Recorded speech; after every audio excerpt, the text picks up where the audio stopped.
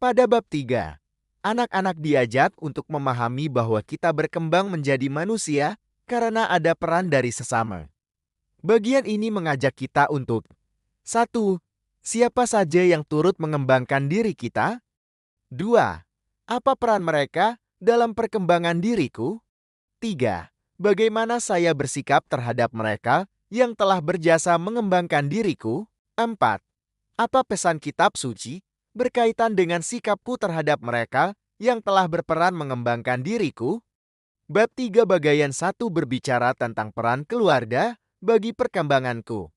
Kalau kita memiliki rekaman perjalanan hidup kita yang komplit mulai dari kita dikandung oleh ibu kita, selama 9 bulan lebih kita dilahirkan. Kita tumbuh mulai bayi sampai kondisi sekarang ini, mungkin kita akan melihat betapa luar biasa cinta kasih orang tua yang diberikan kepada kita.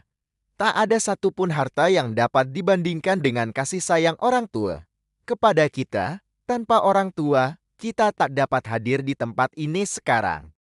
Kiranya kita perlu menyadari bagaimana sikap kita selama ini terhadap orang tua kita. Salah satu sikap yang perlu dikembangkan oleh seorang anak kepada orang tua dan keluarga adalah saling pengertian. Tanpa sadar, saat kalian memasuki usia remaja, kalian menjadi orang yang suka menuntut. Kalian ingin dipahami oleh orang tua. Sementara banyak orang seusia kalian tidak pernah memikirkan keinginan atau harapan mereka. Hal itu yang sering menjadi penyebab konflik antara remaja dengan orang tua. Gereja menyadari peran sentral keluarga dalam perkembangan anak dan mengajarkan bagaimana seharusnya hubungan anak dan orang tua dibangun. Dalam Familiaris Consortio 18, disebutkan bahwa keluarga yang didasarkan pada cinta kasih serta dihidupkan olehnya merupakan persekutuan pribadi-pribadi, suami dan istri, orang tua dan anak-anak, sanak saudara. Tugasnya yang pertama yakni dengan setia menghayati kenyataan persekutuan, disertai usaha terus-menerus untuk mengembangkan rukun hidup yang otentik antara pribadi-pribadi.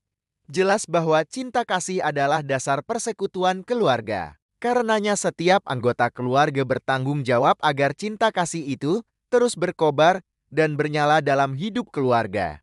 Pernyataan Konsili Vatikan II tentang pendidikan Kristen nomor 3 menyatakan bahwa keluarga orang tua adalah pendidik pertama dan utama dalam pendidikan anak.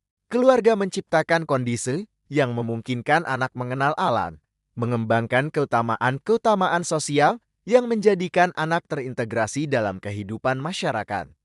Dokumen Konsili Vatikan II, Gereja di Dunia Dewasa ini nomor 48 menyatakan anak-anak selaku anggota keluarga yang hidup. Dengan cara mereka sendiri ikut serta menguduskan orang tua mereka, sebab mereka akan membalas budi kepada orang tua dengan rasa syukur terima kasih, cinta mesra serta kepercayaan mereka. Dan seperti layaknya bagi anak-anak akan membantu orang tua di saat-saat kesukara dan dalam kesunyian usia lanjut. Katekismus Gereja Katolik nomor tahun 2215-221-6 menjelaskan bagaimana relasi orang tua dan anak-anak dibangun dan dikembangkan. Dari ajaran gereja kita dapat melihat bahwa 1. Sesungguhnya semua anggota keluarga turut berperan bagi perkembangan kalian, walaupun wujudnya berbeda. Mungkin adikmu hanya pernah memberimu jajanannya, tapi dengan cara itu, ia mengingatkanmu supaya kalian pun belajar berbagi.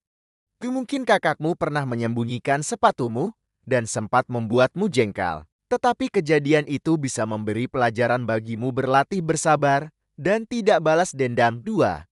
Peran paling terasa tentu saja kedua orang tua. Merekalah yang pertama kali melatihmu berbicara, berjalan, melakukan pekerjaan, bersikap sopan, berdoa dan bersyukur. 3. Keluarga itu harus dikembangkan menjadi persekutuan cinta, yang anggota-anggotanya saling mengasihi satu sama lain. Cinta kasih harus menjadi pengikat keluarga. Semua anggota keluarga bertanggung jawab agar cinta itu terus tumbuh dalam keluarga. 4. Anak ikut bertanggung jawab memelihara kekudusan orang tuanya. Jangan sampai anak menjerumuskan orang tuanya pada ketidakkudusan atau dosa. Contoh, ada orang tua yang korupsi, karena anaknya menuntut dibelikan motor. Banyak orang tua gampang marah, bahkan mengeluarkan kata-kata kasar karena anaknya tidak menuruti nasihatnya. 5. Tugas orang tua tidak sebatas mencukupi sandang dan pangan. Mereka juga bertanggung jawab agar semua anggota keluarga menghormati dan mengasihi alat serta mengasihi sesama. Anak-anak perlu dilatih agar dapat hidup sebagai anggota masyarakat maupun anggota gereja. Mereka harus melatih anak-anaknya memiliki keutamaan sosial seperti peduli terhadap sesama dan lingkungan, bertoleransi, murah hati, gotong royong, memperhatikan yang lemah dan kekurangan, jujur, adil, dan sebagainya. Orang tua juga perlu melatih anaknya taat dan patuh pada orang tua. Sebab orang tua itu simbol Allah. Orang tua adalah wujud Allah yang nyata bagi anak-anaknya. 6. Anak dipanggil untuk mencintai dan menghormati orang tua dan seluruh anggota keluarga. Selain dengan cara mentaati mereka, banyak hal sederhana bisa dilakukan. Antara lain, mendoakan mereka setiap hari mengingat dan merayakan ulang tahun kelahiran atau ulang tahun perkawinan mereka, membantu pekerjaan mereka. Renungkanlah dan hayatilah ayat kitab suci dari kitab Amsal 6 ayat 20-22. Hai anakku, peliharalah perintah ayahmu dan janganlah menyia-nyiakan ajaran ibumu. Tambatkanlah senantiasa semuanya itu pada hatimu, kalungkanlah pada lehermu. Jikalau engkau berjalan, engkau akan dipimpinnya. Jikalau engkau berbaring, engkau akan dijaganya.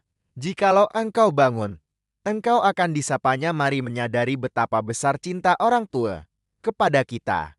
Dengan apa aku membalasnya? Mari kita doakan setiap hari orang tua kita. Tuhan memberkati. Amin.